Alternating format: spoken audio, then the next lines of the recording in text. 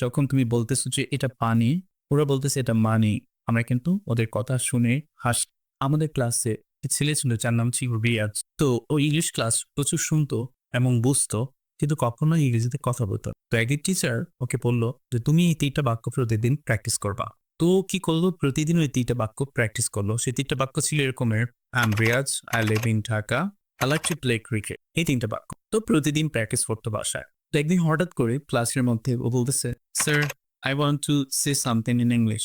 পুরো স্যার তো পরে অবাক হয়ে গেছে, কি ঘটনা, কি ও ইংরেজিতে কথা বলতেছে। তো এখান থেকে যেটা শিক্ষণীয় সেটা হচ্ছে, দেখো ও অল্প অল্প করে শিখেছে, কিন্তু বেশি প্র্যাকটিস করছে। বেশি প্র্যাকটিস করার কারণে ওটা কনফিডেন্সের ব্রেনের মধ্যে ঢুকে গেছে। সেই কারণে কিন্তু হঠাৎ করে একটা সেন্টেন্স কিন্তু বলে ফেলছি ক্লাসের মধ্যে। এই যে যে কনফিডেন্সটা, এটাই কিন্তু আমাদের আসলে অভাব। Hello, Assalamu alaikum guys. How are you today? I hope you are doing great with the grace of Almighty Allah. Today, I'm going to break down very important tips how to get away all the fears when you speak in English. তোমাদের জন্য আজকে কিছু tips নিয়ে এসেছি যেগুলো খুবই গুরুত্বপূর্ণ। তোমরা যারা ইংরেজিতে খুব ভয় পাও কথা বলতে, বেসিক্যালি তোমরা অনেক কিছুই জানো, ইংরেজি মেকিং জানো, how to make sentence and so many vocabularies also you know better.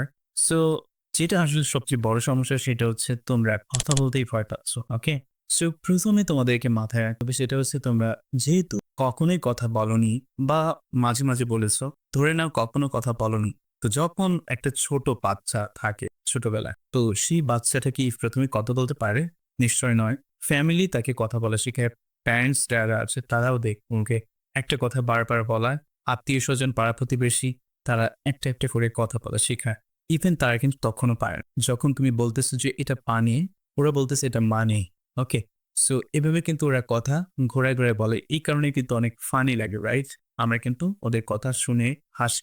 Same কিন্তু তুমিও যখন ইংরেজিতে কথা বলো, যারা আমাদের এক্সপার্ট অথবা যারা পারে না, দুই ধরনের মানুষ হাসবে। তবে যারা ভালো মানুষ, যারা এক্সপার্ট কথা বলতে পারে ইংরেজিতে, অন্যদেরকে উৎসাহিত করে, ইনকারেজ করে, তারা কখনো হাসবে না। সো যারা পারে না তারা কিন্তু বেসিক্যালি হাসবে তোমার কথা শুনে। সো এনিওয়ে, তো তুমি ওই নিজেকে ওই বাচ্চাটা আপাতত মনে করো না, কোনো সমস্যা আছে?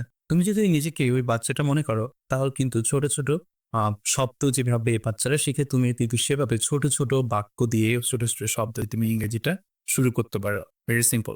যেমন তুমি বলতে পারো, I want to sleep, I want to go, get ready, and I want to make some friends. এরকমের ছোট ছোট বাক্য দিয়ে তুমি শুরু করতে পারো, রাইট? এই কনফিডেন্সটা আমাদেরকে যদি আনতে হয়, তাহলে আমাদের কি ওই ছোট ছোট বাক্যগুলো শিখতে হবে এবং ওভাবে প্র্যাকটিস করতে প্রতিদিনে। এখন আমি কিভাবে প্র্যাকটিস করব? ইয়েস, চলো আমরা জেনে নিই যে কিভাবে আমাদের প্র্যাকটিস করলে সে ধরনের কনফিডেন্স আমাদের গ্রো হতে পারে।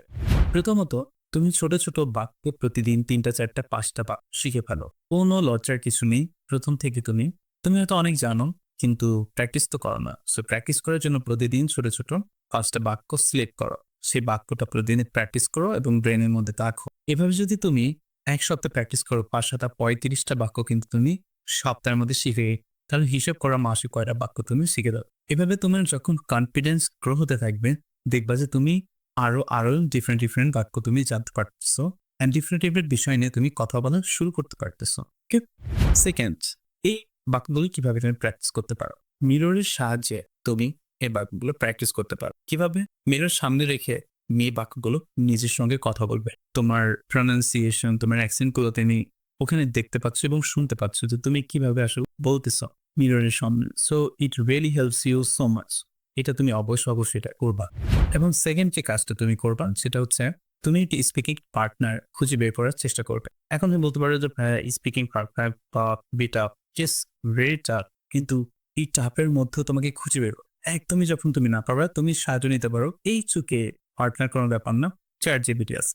চ্যাট জিপিটির সঙ্গে সঙ্গে আরো অনেক ধরনের অ্যাপস আছে যেখানে তুমি স্পোকেন পার্টনার খুঁজে পাবে। সেই ধরনের একটা ভিডিও আমি সামনেই লঞ্চ করতে যাচ্ছি, যে কিভাবে তুমি এই আধুনিক জগতে সুন্দর করে ইংরেজি প্র্যাকটিস করতে পারো বিভিন্ন apps, chat GPT and AI. 3 number tips, অবশ্যই কনসিস্টেন্সি ধরে রাখার চেষ্টা করো। এভাবে প্রতিদিন প্র্যাকটিস করো এবং কনসিস্টেন্সি অবশ্যই ধরে রাখবে। এন্ড রেগুলার 5 মিনিটস কথা বলো মিররের সঙ্গে, অথবা চ্যাট জিপিটি, অথবা স্পোকেন কোনো একজন পার্টনারের সঙ্গে। তোমাদের এই ধরনের টিপস কেমন লাগলো অবশ্যই কমেন্টে জানাবে। এবং এই 3টা স্টেপস যদি তোমরা ফলো করো, ইনশাল্লাহ তোমরা রেজাল্ট পাবা 100%। অবশ্যই চ্যানেলটি সাবস্ক্রাইব করে দিবে। নেক্সট ভিডিওটি অবশ্যই এর চেয়ে বেশি ইন্টারেস্টিং হতে লাগছে। Thank you so much for watching this video and support my new channel.